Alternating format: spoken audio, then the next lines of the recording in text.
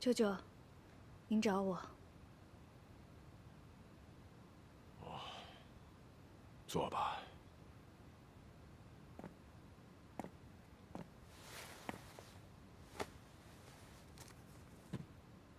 这是？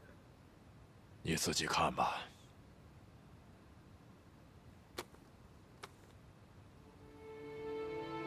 新军停止进攻。这是前方讨逆战事不顺吗？可我听闻新军已将革命党打回了武昌。新军是袁世凯的，他说不打就不打，谁也没办法。这个袁大头真是拥兵自重，无法无天。袁世凯说：“连日征战，攻势已是强弩之末，而乱党据城死守，若强攻，定是鱼死网破。”他又想问朝廷讨什么封赏？如今他大权在握，还在乎什么封赏？这次他明明占有优势，却擅自停战，力主与乱党和谈。我看他居心叵测。您的意思是说，他在坐等鸟头出价，谁出的价高就帮谁？好了，不说这些了。四川之后，崇利明被革了职，可神机营终归得有人管呢。日前，我与摄政王商议了一下，打算把你推上去。我？可我现在也是戴罪之身。四川之事，你只是奉了崇利明之命，并非不可原谅。这个原谅的代价是什么？不是代价，是承诺。崇利明身为燕氏藩藩主，我既然入了燕氏藩，必将一直追随他。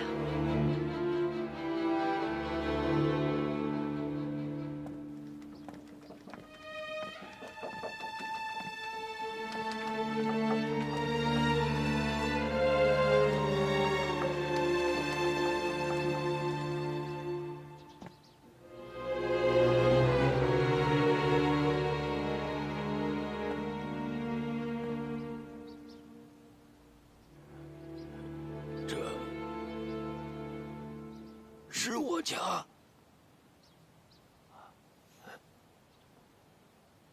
这个地方能让你想起一点什么吗？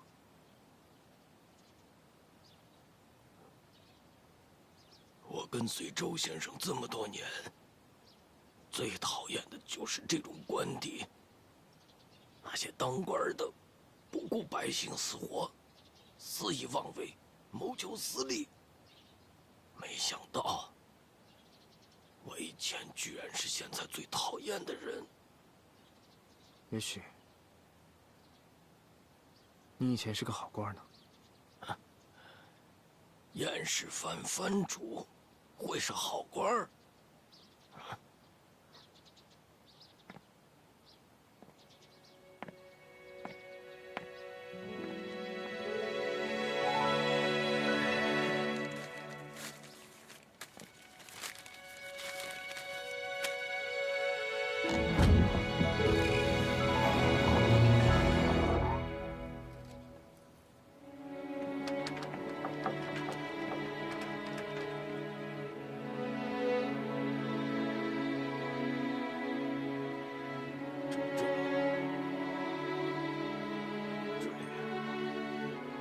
这里是以前若婉住过的地方。带我进去看看。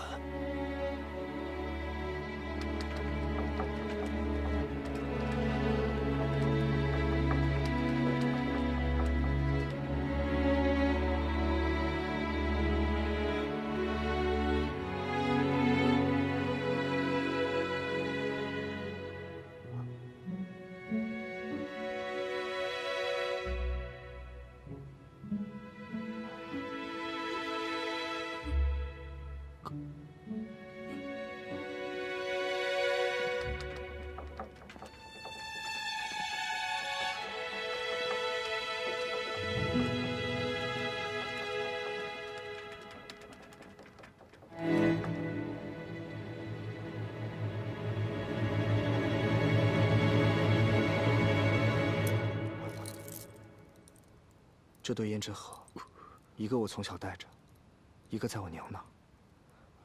我不知道原来是一对，直到我娘通过这个胭脂盒，她认出了我。后来我娘死了，我就一直把这对胭脂盒放在这儿了。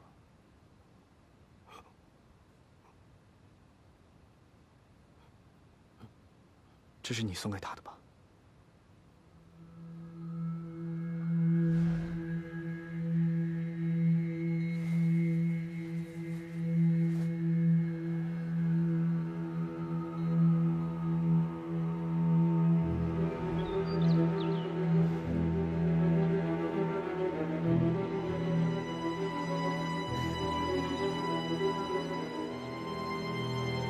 看我给你带了什么？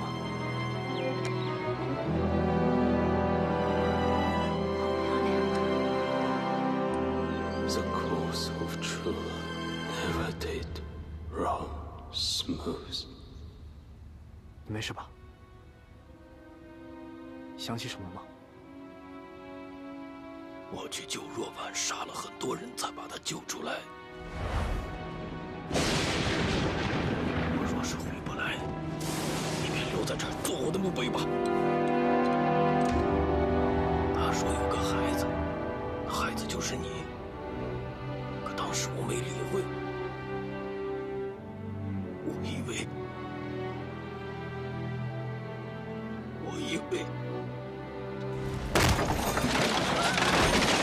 若婉，是我。杨明，啊，等等，孩子在里面。来不及了，走。孩子，孩子。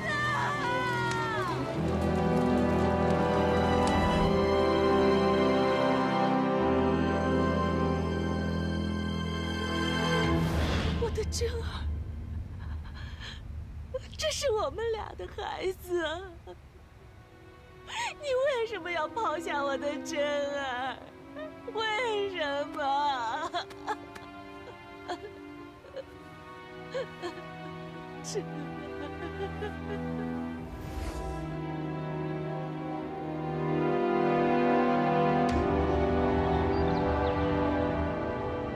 为解开若婉的心结，我从教会保育院找来一个年龄相仿的孩子。你看，我把真儿给你找回来了。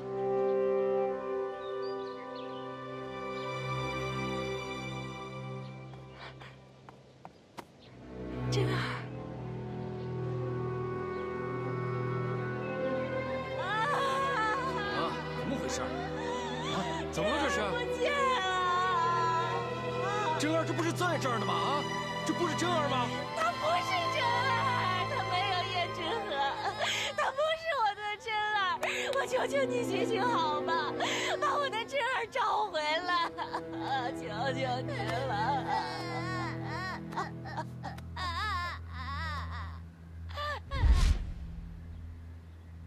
当初你娘挺喜欢养真的，性情也好了一阵。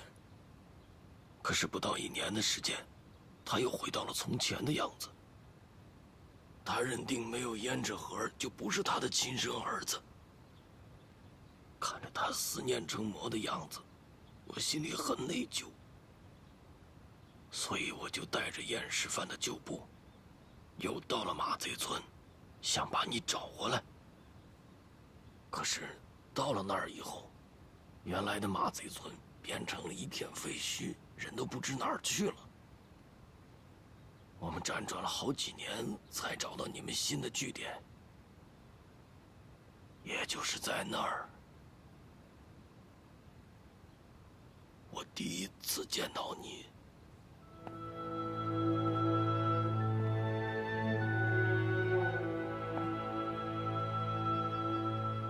你们既然只是要找我，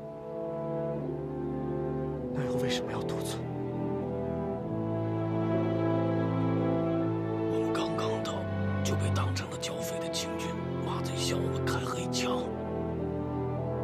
当时局面太乱，不知谁先动的手。后来局面就无法我们也没办法。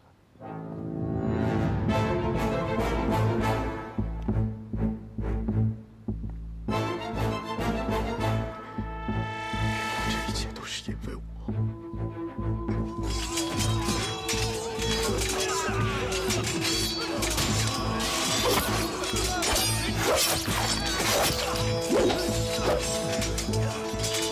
把这里所有7、8岁的男孩都给我找出来！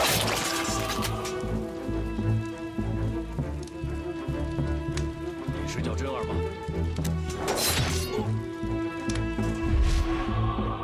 真儿，你是我的真儿，我的骨血，我的儿子啊！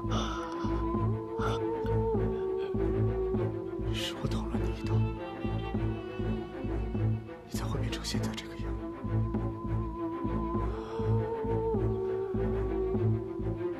原来这一刀是我亲生儿子留下的。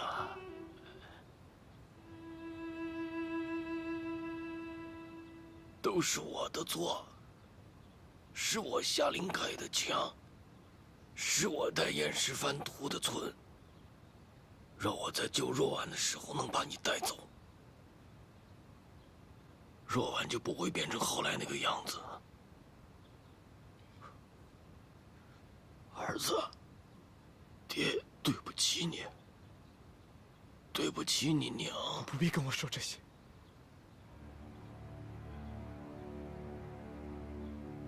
我知道你恨我，我能理解。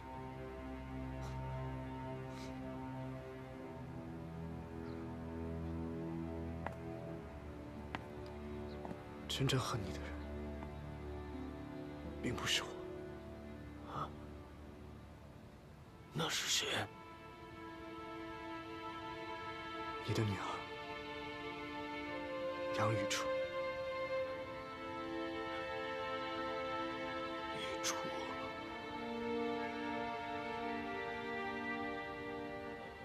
袁宁。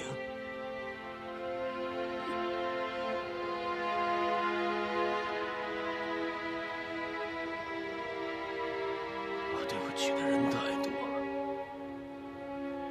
可惜我的时间不多了，我都赎罪了。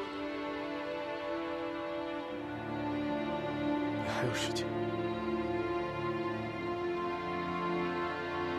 为什么最后才让我想起这些？为什么？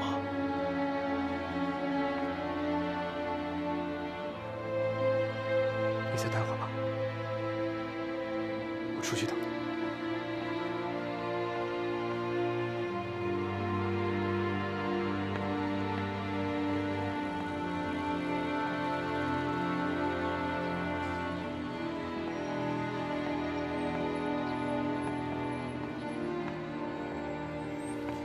回来了，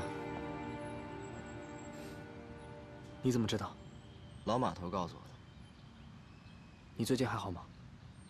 你回来了，可燕石帆已经什么都不是了。我是陪杨明回来看看的。他恢复记忆了吗？他知道自己命不久矣，所以想回来找记忆，也顺便跟过去告个别。命不久矣。他伤得很严重吗？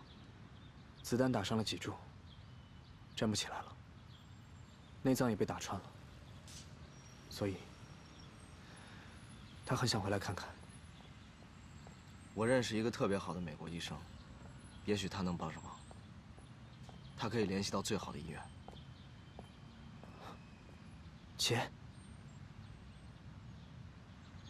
杨明在里面吗？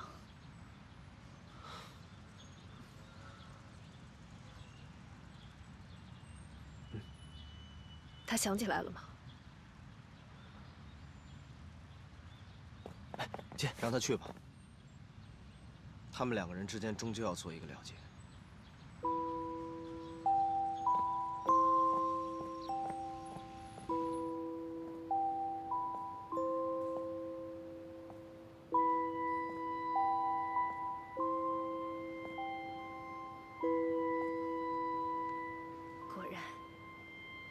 你心里最重的还是他。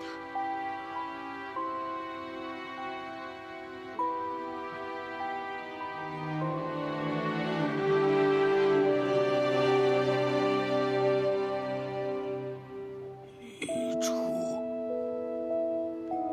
都想起来了。想起来了。对你来说，这个小屋的回忆很多，对吧？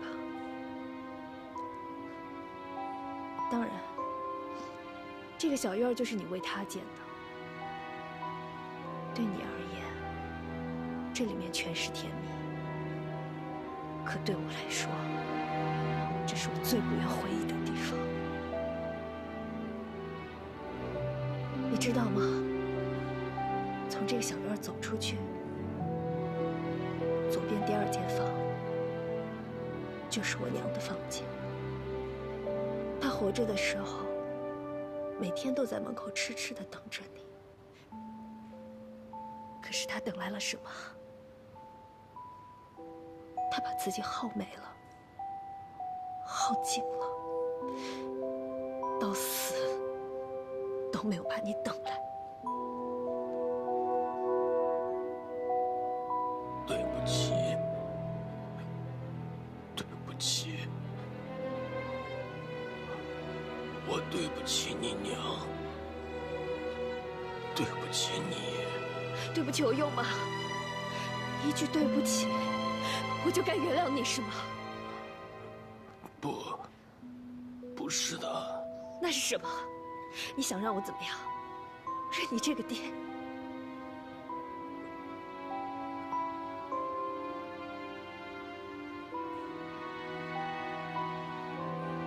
我不配，我不配。你是不配，你什么都不配。我娘死的那年，只有28岁，28岁，你知不知道？而我这个女儿，自从出生就被你视如草芥。我在养父待了8年，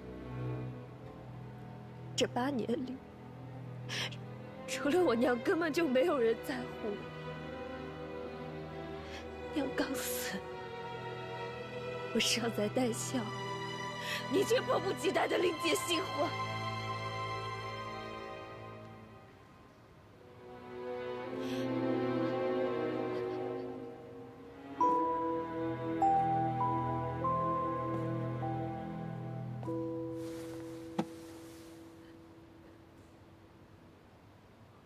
杨明，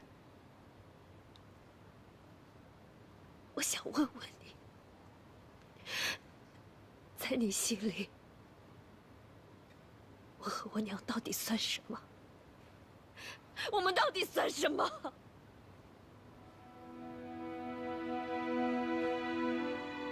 我直到现在说什么都弥补不了我的错。但是我还想告诉你，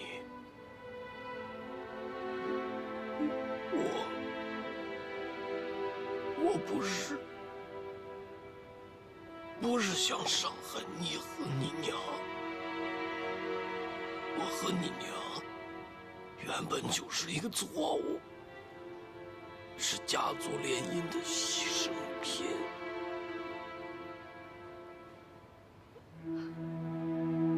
现在说这些还有用吗？到底是谁错了？是你，还是他？没错，娘嫁给你的时候，确实是因为舍家族的指派。可是嫁给你之后，她有过一丝怨言吗？他对你有一丝一毫的不好吗？娘认命了，接受了。她只是想要本本分分的做一个好妻子、好母亲。她幻想着有一天，你能够看到她付出的全部，能换来一点点，换来一点点，哪怕一丝丝的温柔，一丝丝的变化，他难道不对吗？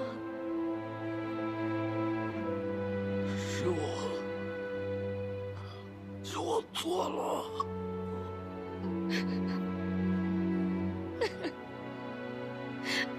我错了，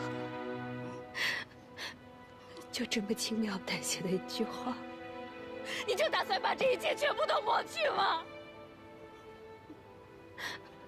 这么多年，我以为你已经死了，可是你不仅没有死，还失去了记忆。老天真的好不公平，凭什么你自己做的恶，自己全部都不记得了？这么多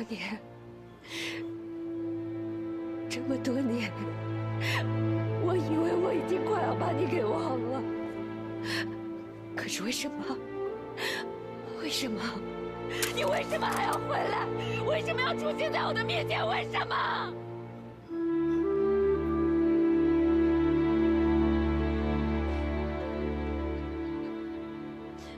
如果杀了我，能让你好受一点，就动手吧。记住，我欠你们的，来世再还。开枪吧！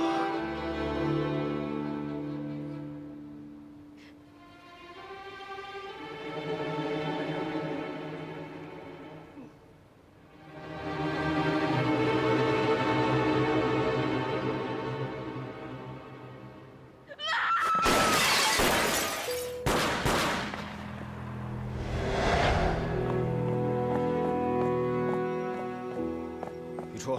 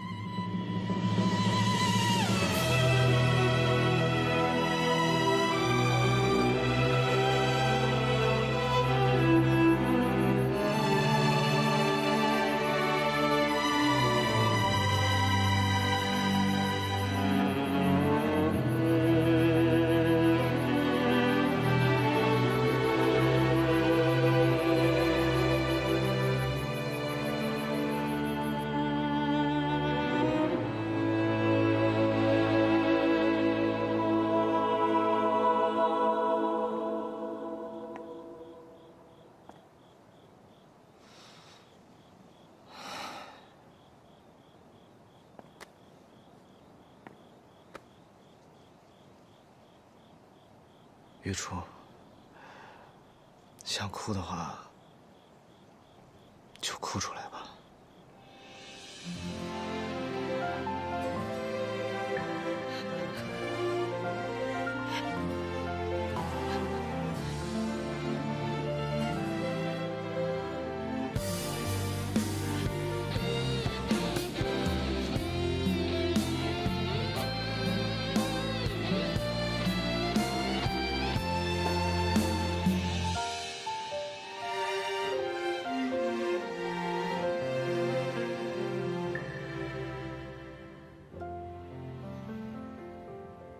我看得出来，他特别想让你叫他一声父亲。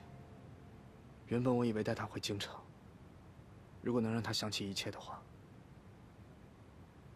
我们之间的关系就会不一样，就会更好相处。可今天他一叫我真儿，我就受不了了。哥，你知道，我是阿姨，我不是杨晨。这件事情无论他有没有恢复记忆，都改变不了。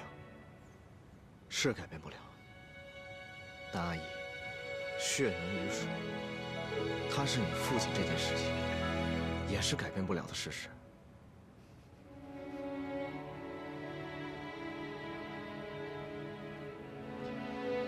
这2个月中国的变化你也看到了，大清已经快不行了。你跟我去南方吧。跟你去南方，然后再打回京城。你不要再抱有幻想了。阿姨，哥跟你不是同一类人，你无法理解我的苦衷，也不可能说服我，就如同我无法说服你一样。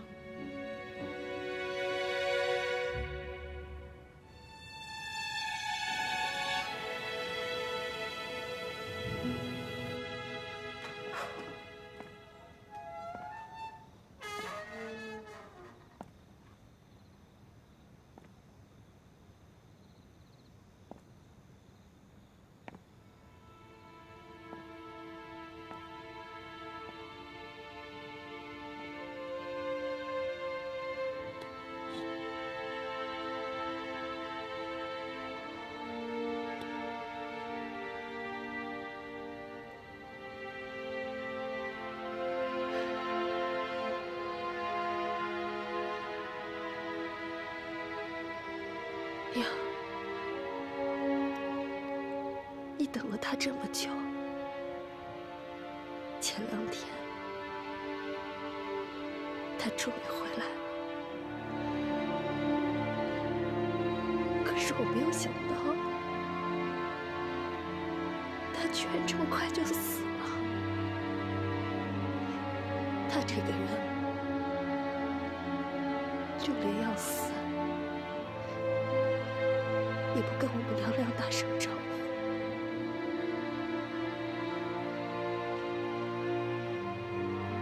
娘，你放心，玉初已经长大了，你一个人在那边，一定要好好的。如果你遇见杨明了，不要再像以前那样苦苦求他，忘了他，就当他是个陌生人，生生世世都不要再遇见他。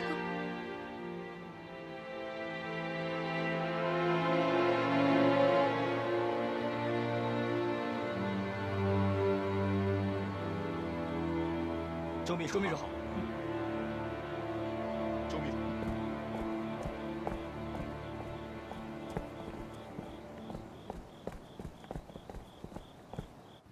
黎叔的后事都处理完了。我把骨灰埋在革命烈士公墓了。我想，这应该是他最想要的归宿了吧。黎叔这些年跟着我，没少吃苦，也没少替我挡子弹。可惜了，他不能跟我一起见证革命的胜利。对了，阿义怎么样了？阿义比我坚强多了，整个丧礼都是他一手操办的，我都没能帮上什么忙。别这样，还有很多事要等着你来办。你现在可是武汉军政府的周秘书了。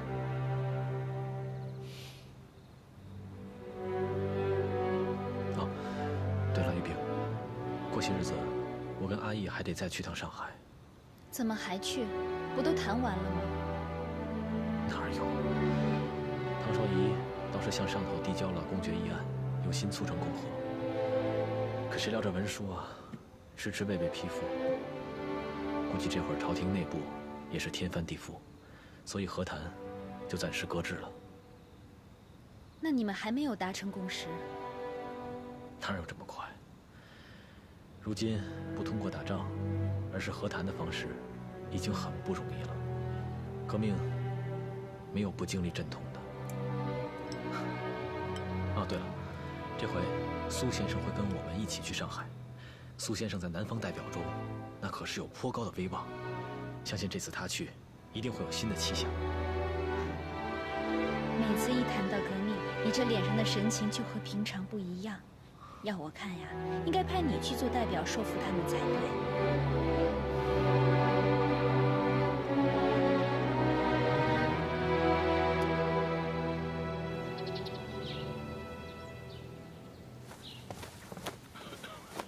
哎呀，天气发凉了，王爷你要保重，不要落下病根儿啊！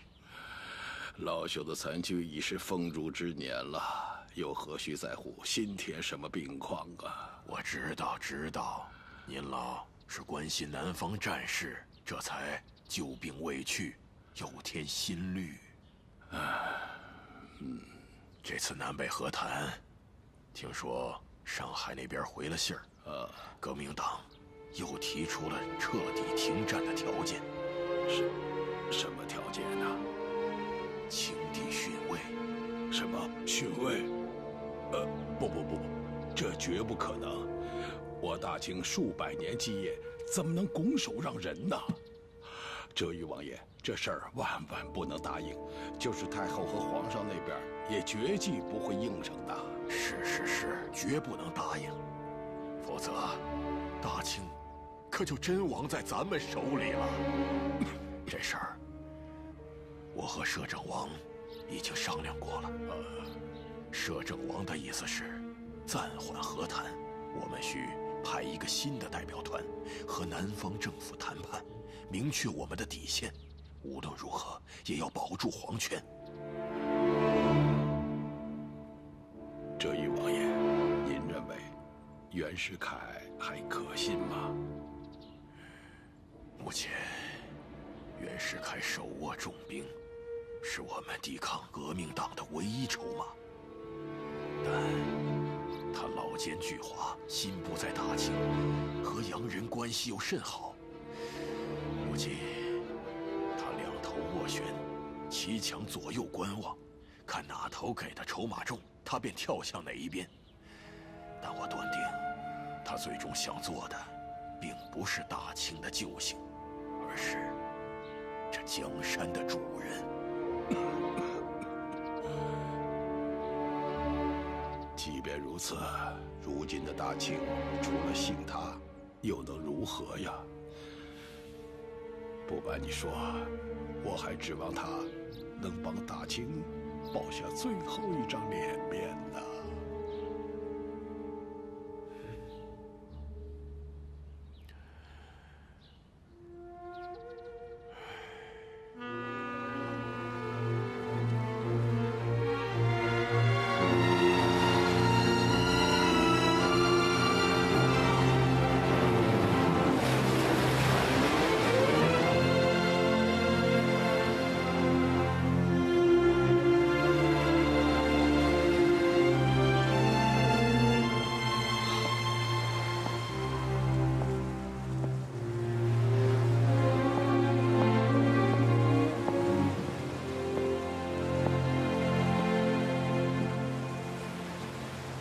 还好吗？我知道，自从朝廷革了你的爵位，你心里老大不痛快。有什么心思别憋着，和我说说。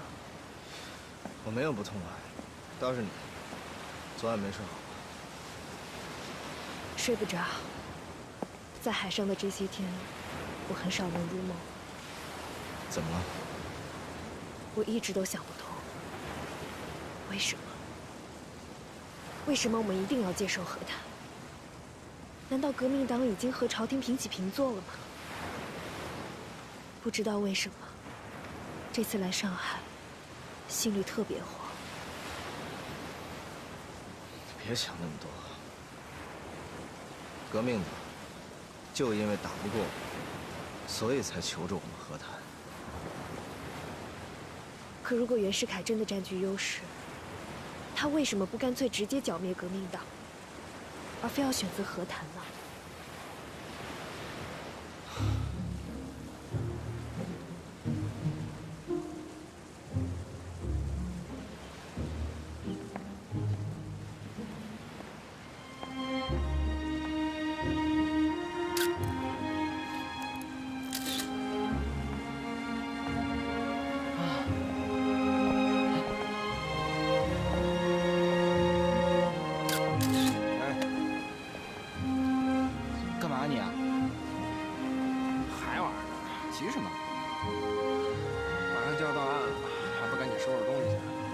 着什么急啊？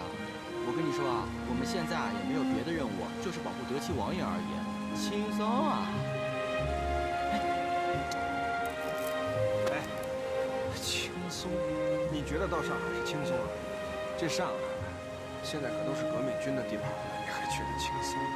哎呀，行了，天天管这管那的，没事絮叨絮叨絮叨的。哎，别说了，别说了，别说了，别说了！哎，去！哎，拍掌，下一个，来。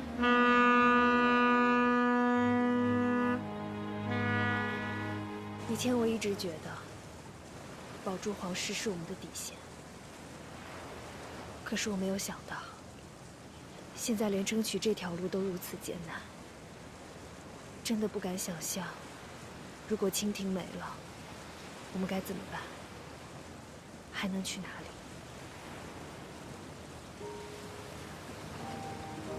真的不想眼睁睁地看着大清就这么没了。不管世道变成什么样，我们总归会有一个属于我们自己的生活。算了，不说这些烦心事儿了。你看这海，多美呀！小的时候一直住在王府里，从来没有见过海。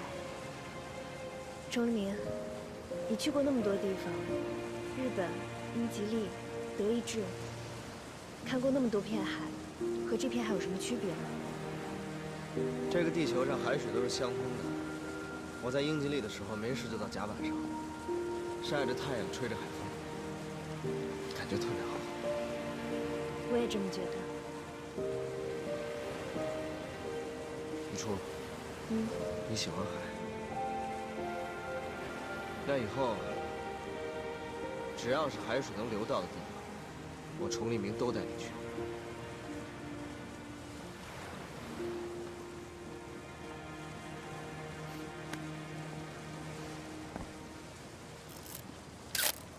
哎，别动别动，刚特别美，特别好，再来一张，啊，来，1、2、3，好。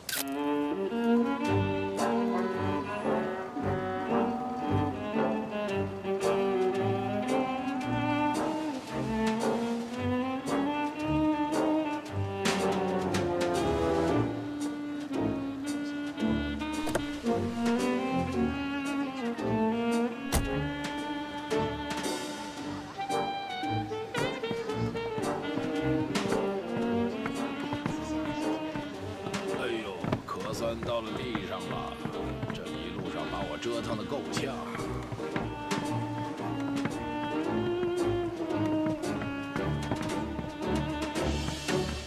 爷，王爷，现在上海到底算谁的？咱们大清的还是南方的？上个月上海也闹起义了，这里现在归护军都督陈其美管，看到没有？这些都是护军都督府的人。敬礼！礼宾。德齐王爷，陈都督特别嘱咐属下，让我等在此恭迎诸位。哎呦，多谢陈都督的好意，多谢多谢。德齐王爷，饭店我们已经订好了，路线也反复挑选过，肯定没问题。德齐王爷，请上车吧。好，上车。那我们也走。那个谁，那个扁心过来，看见箱子没有？都给我搬上车。